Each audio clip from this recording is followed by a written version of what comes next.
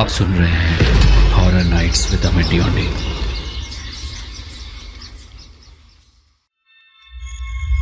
आज की कहानी है पिछल पेरी भाग 5। उस बूढ़े की बात सुनकर अर्जुन अंदर तक कांप गया था। सच तो यह था कि उन लाशों को देखकर अर्जुन बुरी तरह से डर गया था। उसे अब अपने परिवार की चिंता सताने लगी। अर्जुन ने तुरंत अपनी घड़ी की ओर देखा। उसने देखा कि उसकी घड़ी शाम के 5 बजा रही थी। तभी उसके कानों में एक दिल दहला देने वाली चीख टकराई। चीख सुनकर ड्राइवर और उस बूढ़े की आंखों में खौफ के साए लहराने लगे। अर्जुन ने कपकपाती हुई आवाज से उस बूढ़े से कहा, ये कैसी आवाज थी? वो बूढ़ा दहशत भरे अंदाज में अर्जुन की ओर देखकर बोला, ये पिछल पेरी की आवाज है। उसके निकलने का समय आ गया है।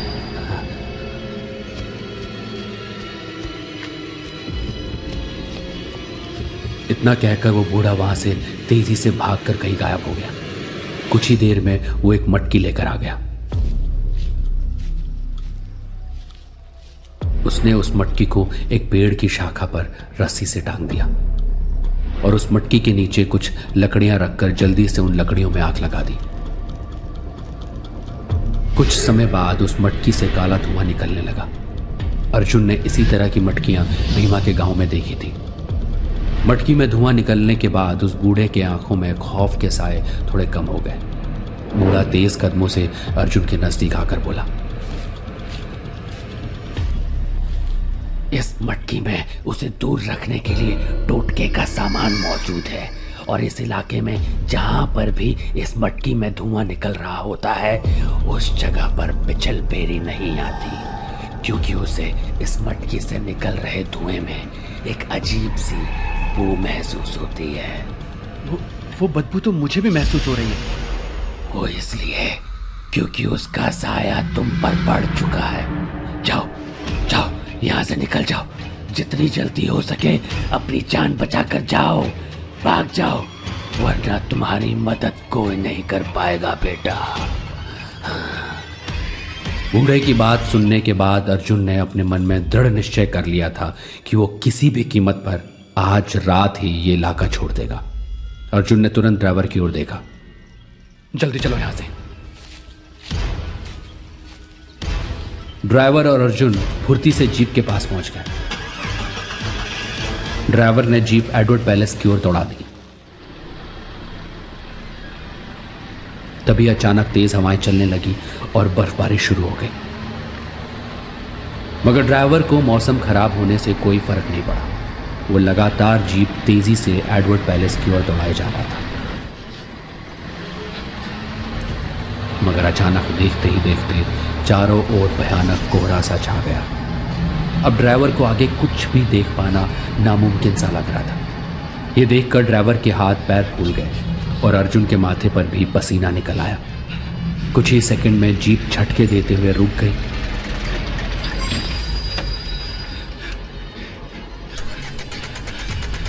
और ड्राइवर ने जीप स्टार्ट करने की बहुत कोशिश की, मगर सब नाकाम रही। अर्जुन और ड्राइवर जीप से नीचे उतरकर दहशत भरी नजरों से चारों ओर देखने लगे। तभी उनके कानों में एक स्त्री की आवाज टकराई, आगे नहीं जा पाओगे, तुम्हारी मंजिल बस यहीं तक थी। उस आवाज को सुनकर वो दोनों हक्का बक्का एक दूसरे की ओर देखने लगे। तभी अर्जुन की नजर सामने की ओर पड़ी। उसने देखा कि भयानक कोहरे में निकलकर एक स्त्री काले रंग की साड़ी पहने हुए धीरे धीरे कदमों से उनकी ओर चलती हुई आ रही है। वो बहुत नजदीक आ गई थी। ये देखकर अर्जुन की हैरत का ठिकाना नहीं रहा। उसने अपनी नजर जैसे ही ड्राइवर की ओर दौड़ाई, ड्राइवर का पूरा शरीर दहशत से कांप रहा था। कुछ ही देर में वो सुंदर स्त्री अर्जुन के करीब आ गई। अर्जुन उस स्त्री को पहचानता था। ये वही स्त्री थी जिससे वो कल रात एडवर्ड पैलेस में मिला था। उस स्त्री को देखकर ड्राइवर कपकपाते हुए चिल्लाकर अर्जुन से बोला, साहब दूर हट जाइए उससे। ये पिछल पेरी, ये अपना रूप बदल कर आइए साहब। दूर हटिए। ड्राइवर ने इतना बोला ही था कि तभी अचानक अर्जुन के सामने वो खूबसूरत स्त्री बेहद फुर्ती से चील की तरह हवा में उड़ गई। ये सब कुछ इतना जल्दी हुआ कि अर्जुन को समझने का मौका तक नहीं मिला। तभी अर्जुन के कानों में अपने बगल में एक धमाके की आवाज सुनाई दी। अर्जुन ने जैसी धमाके की दिशा की ओर देखा तो सामने का मंजर देख उसकी आंखें फटी की फटी रह गई। उसने देखा कि एक 20 फुट लंबी और भयानक दिखने वाली एक अजीब सी औरत उसके सामने खड़ी थी, जिसके बाल जमीन तक फैले हुए थे, जिसके पांव बेहद लंबे, चौड़े और उल्टे थे। अचानक अर्जुन को रात वाले पांव के निशान याद आ गए। अर्जुन इससे पहले कुछ सोच पाता तभी वो स्त्री ड्राइवर को उठाकर बेहद फुर्ती से हवा में उड़ गई। कुछ ही पलों में ड्राइवर की दिल दहला देने वाली चीख जंगल में गूंज गई। अर्जुन इस खौफनाक मंजर को अपनी आंखों से देख ही रहा था। अचानक ड्राइवर की लाश ऊपर से नीचे जमीन पर गिरी, जैसे कि उसे किसी ने पूरी ताकत से ऊपर से नीचे पटका हो। उसकी आंखों की पुतलियां गायब थी। उसे देखकर ऐसा लग रहा था कि उसे मरे हुए बरसों हो गए हों। अर्जुन की आंखों में कब्रिस्तान की वही 3 लाशें घूम गई, जिन्हें देखकर अर्जुन बेहद डर गया था। अर्जुन चीखता हुआ एडवर्ड पैलेस की ओर बदहवासी की हालत में दौड़ने लगा। उसके कानों में उस भयानक स्त्री की आवाज गूंज रही थी। कुछ ही देर में अर्जुन भागता हुआ एडवर्ड पैलेस में घुस गया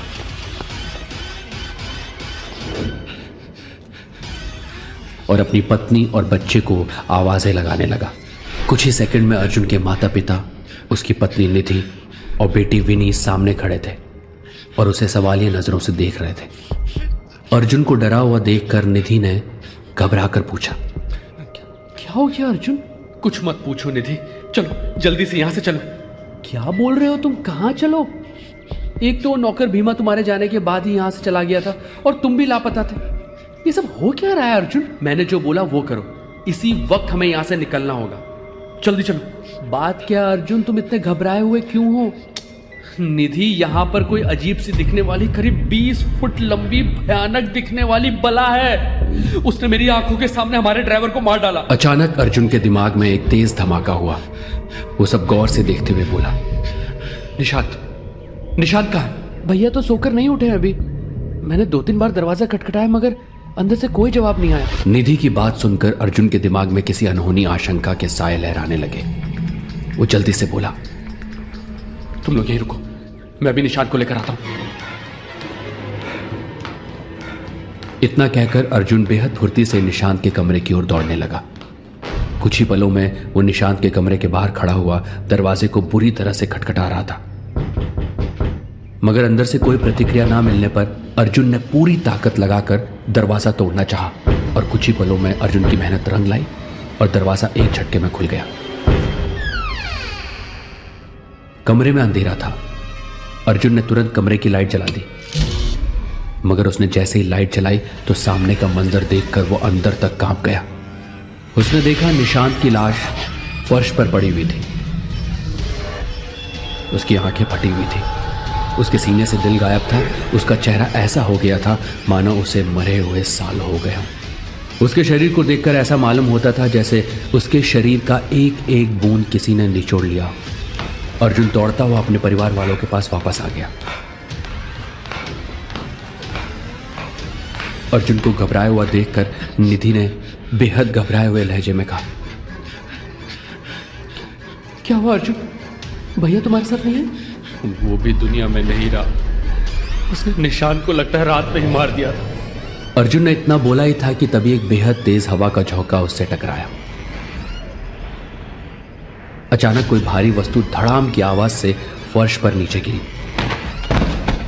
आवाज सुनकर अर्जुन, निधि और विनी कपकपा कर रह गए। उनके सामने अर्जुन के माता पिता की लाशें फर्श पर पड़ी हुई थी। उन दोनों की आंखों की पुतलियां गायब थी। चेहरे का मांस बुरी तरह से सड़ चुका था और यह दहशत का मंजर देखकर निधि और विनी की चीख निकल गई। निधि और विनी चीखते हुए दौड़कर अर्जुन के गले से लिपट गए। निधि डर के चीखते हुए अर्जुन से बोली, ये सब क्या हो रहा है अर्जुन? क्या हो रहा है? ये ऐसे कैसे हो सकता है? अभी कुछ पल पहले ही तो माँ बाबूजी साथ में खड़े थे। अर्जुन ने कपकपाती हुई आवाज में निधि से बोला। मुझे इसी बात का डर था, लेकिन मैं तुम दोनों को कुछ नहीं होने दूंगा। चलो यहां से भाग चलो, जल्दी चलो यहां से। तभी उन तीनों के कानों में उसी स्त्री की एक भयानक हंसी की आवाज टकराई। उन तीनों ने सामने का मंजर देखा तो तीनों के शरीर का खून जम गया।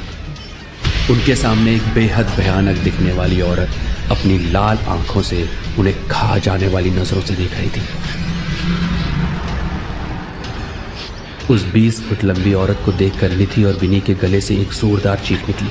चीख सुनकर वो भयानक औरत बहुत तेज आवाज में हंसने लगी। उसकी हंसी की आवाज से पूरा एडवर्ड पैलेस हिल गया। तभी वो भयानक औरत अर्जुन की बेटी को अजीब से अंदाज में देखने लगी। उसके होठों पर एक मुस्कुराहट आ गई। ये देखकर अर्जुन और निधि के पांव के नीचे से जमीन खिसक गई। उन दोनों ने विनी को बहुत कसकर पकड़ लिया। अर्जुन चीखते हुए बोला, देखो देखो, तुम चाहो तो मेरी जान ले लो, लेकिन मेरी बेटी और मेरी पत्नी को छोड़ दो। इन्हें कुछ मत करो प्लीज। मगर वो भयानक औरत, ये वही पिछल पैरी थी। उसने अर्जुन की बात जैसे सुनी ही ना हो। अचानक वो अर्जुन की आंखों के सामने बिजली की रफ्तार से ऊपर उड़ गई और कुछ क्षणों के बाद अर्जुन के कानों में उस पिछल पैरी की चीख टकराई और एक ही झटके में अर्जुन की आंखों के सामने नाकाबिले यकीन मंजर था। उसने देखा पिछल पैरी नीचे फर्श पर पड़ी हुई थी, जैसे कि उसे किसी ने ऊपर से पटक कर फेंक दिया हो। तभी अर्जुन के कानों में उस बूढ़ी औरत की आवाज गूंजी जो उसे भीमा के गांव में मिली थी। जल्दी से तुम तीनों मेरे साथ आओ, मैं इसे ज्यादा देर तक नहीं रोक सकती। भीमा ने जब मुझे बताया कि तुम्हारी एक 10 साल की बेटी भी है तो मुझसे रहा नहीं गया। मैं तुम्हारी मदद के लिए आ गई। अर्जुन, निधि और विनी बड़ी फुर्ती से उस बूढ़ी औरत की तरफ दौड़े चले आए।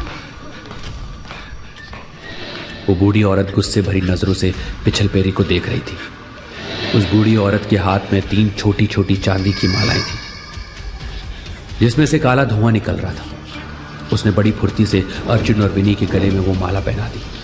तभी एक तेज हवा का झोंका उन सब से टकराया और देखते ही देखते निधि गायब हो गई। अर्जुन कुछ समझ पाता तभी निधि की दिल दहला देने वाली चीख पैलेस में गूंज गई और निधि की लाश कुछ ही सेकंड में जमीन पर आकर धड़ाम से गिर गई। उसकी हालत बिल्कुल वैसे ही थी जैसे अर्जुन के माता पिता और ड्राइवर की थी।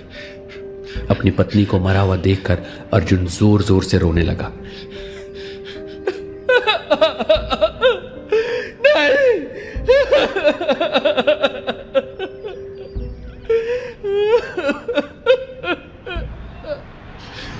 अर्जुन ने देखा कि पिछल पैरी खा जाने वाली नजरों से उन तीनों की ओर देख रही थी। उस बूढ़ी औरत ने चीख कर अर्जुन से कहा, चलो मेरे साथ चलो। मैं इस पैलेस का एक ऐसा कमरा जानती हूँ जहाँ पर ये नहीं आ सकती। हमें किसी भी हाल में इसे सुबह तक रोकना है, वरना हम तीनों में से कोई जिंदा नहीं बचेगा। चलो जल्दी चलो।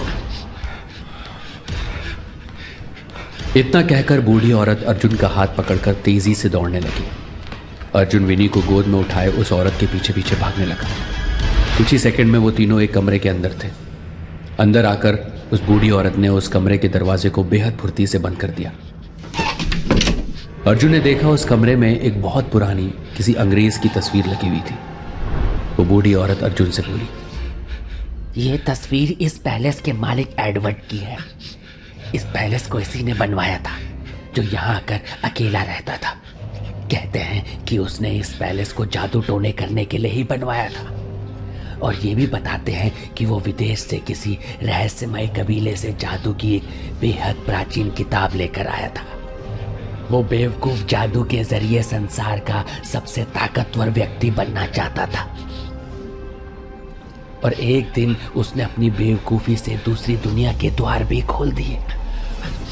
और ये पिछल पैरी उसी दूसरी दुनिया के द्वार से यहाँ आई है बेटा। उसे इस दुनिया में खत्म कर पाना नामुमकिन है।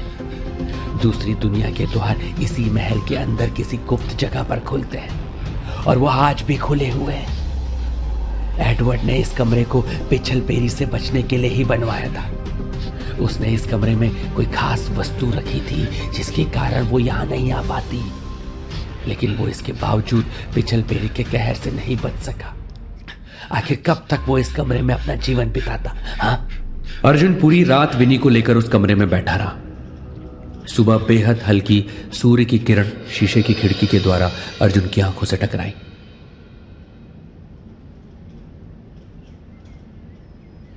वो बूढ़ी औरत अर्जुन को लेकर बाहर आ गई।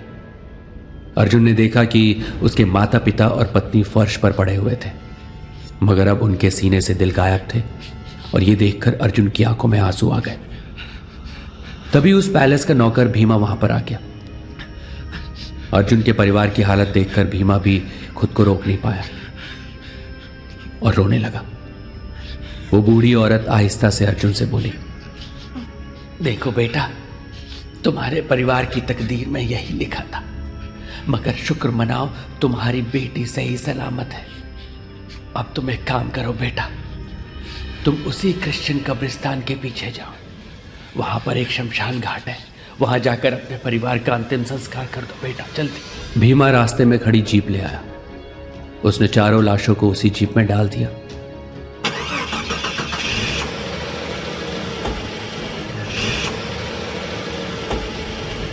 और कुछ ही देर में अर्जुन अपनी बेटी के साथ उस शमशान घाट में खड़ा था। अर्जुन ने भारी मन से रोते हुए चारों का अंतिम संस्कार कर दिया।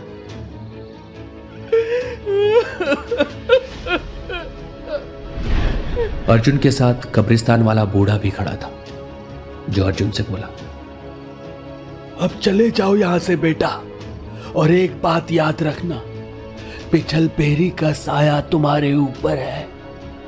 यहां से जाने के बाद भी बुरे सपने तुम्हारे जीवन में कभी पीछा नहीं छोड़ेंगे। वो तुम्हारे सपनों में हर बार यही कोशिश करेगी कि तुम यहाँ एक बार वापस आ जाओ। हो सकता है कि वो सपने में तुम्हारी पत्नी बनकर आए, कभी तुम्हारे माता पिता का रूप लेकर आए, और कभी कभी तो तुम्हें ऐसा लगेगा कि जो तुम देख रहे हो वो सपना नहीं, हकीकत है। मगर मेरी एक बात हमेशा ध्यान रखना, भूल कर भी यहाँ वापस मत आना। जाओ, अपनी बेटी को यहाँ से ले जाओ, जाओ। अर्जुन भारी मन से उसी दिन कश्मीर के उस इलाके को छोड़कर अपने घर दिल्ली आ गया और अपनी बेटी की परवरिश करने लगा। अर्जुन की बेटी अब जवान हो चुकी है। अर्जुन ने आज तक शादी नहीं की। उस बूढ़े की बात बिल्कुल सही थी। अर्जुन को आज भी सपने में अपनी पत्नी और अपने माता पिता नजर आते हैं, जो अर्जुन को एडवर्ड पैलेस बुलाते रहते हैं। कभी कभी अर्जुन को ऐसा भी लगता है कि जैसे वो सपने नहीं, हकीकत हो, और कभी कभी अर्जुन सपनों को हकीकत समझकर एयरपोर्ट तक भी चला जाता है। मगर जैसे एयरपोर्ट पहुंचता है, उसे उस बूढ़े की आवाज कानों में टकरा जाती है। वो हमेशा तुम्हें यहाँ बुलाने के लिए तुम्हारे सपनों में कभी पत्नी तो कभी माता पिता का रूप लेकर आएगी बेटा, मगर तुम भूल कर भी यहाँ वापस मत आना। दोस्तों, ऐसी हॉरर स्टोरीज के लिए सब्सक्राइब कीजिए हमारा channel horror nights with Amit Dyoni. Bell icon दबाना मत भूलिएगा। और अगर आपको पॉडकास्ट पसंद है, ऑडियो स्टोरीज पसंद है, तो डाउनलोड कीजिए हमारा ऐप ऑडियो पिटारा। ऑडियो पिटारा सुनना जरूरी है।